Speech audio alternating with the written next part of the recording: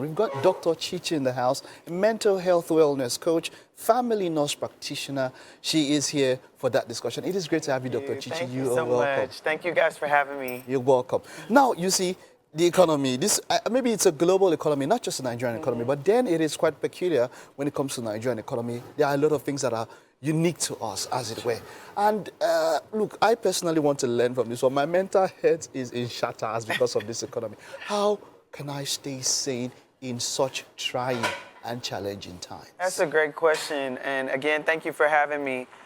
With the economy in its place right now, a lot of people are in like that survival mode. So that's automatically putting you in a place of stress. And when that stress comes on, then you have the other disorders of anxiety and worry and depression. So the economy itself is something that you can't handle. And I always say that if it's something you can't handle, what can you do for yourself to be able to cope in it? So the strategies that I like to talk about is self-care.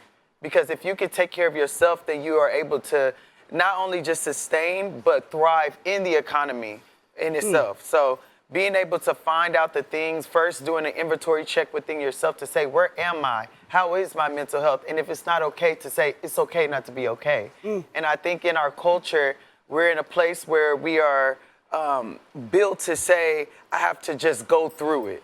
Depression is normal. Anxiety is normal. It's a part of being a Nigerian. And we got to change that conversation. We got to change that stigma with mental health. Definitely, but now you said something about that check, inventory. That's the word you use.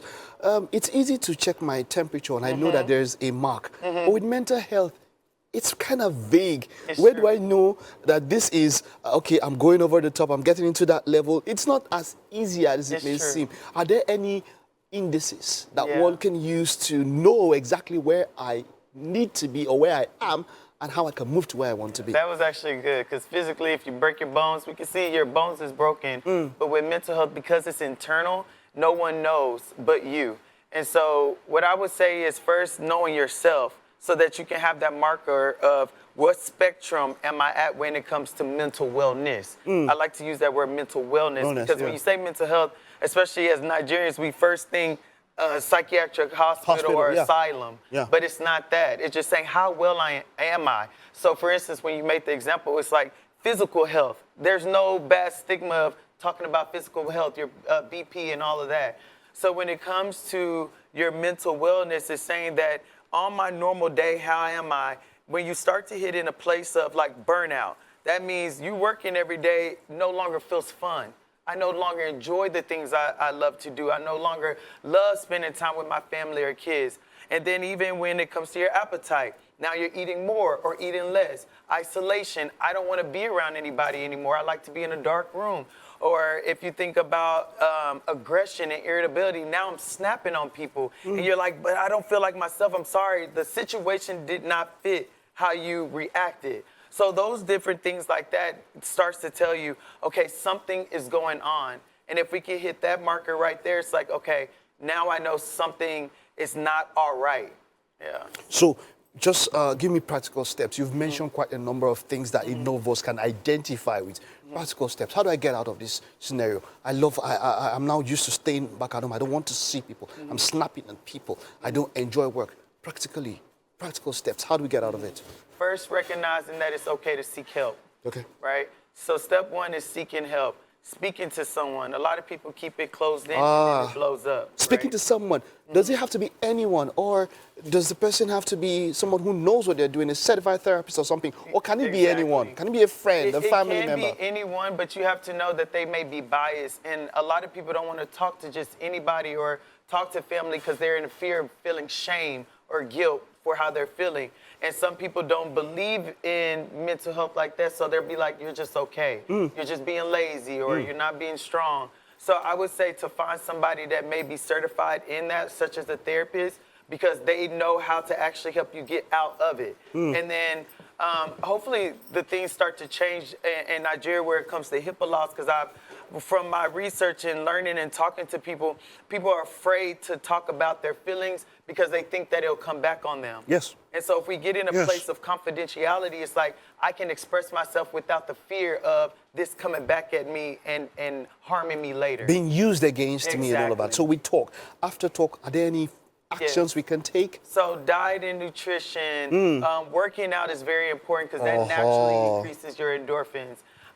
So those things, I would say, number one, vitamins and supplements are very important.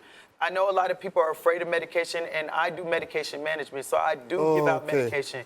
But the way I do it with my patients is that if you're in a place of suicidal thoughts and you're saying, let's say spiritually, go pray about it or go work out, it's hard.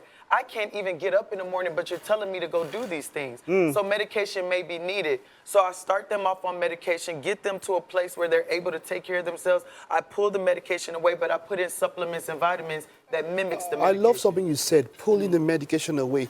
A number of people have accused healthcare practitioners like yourself of putting people on medication so that they can stay on medication because it's a business. Yeah. But there's something you just said, which that means that there is a phase for medication. It's not something that will continually stay up until...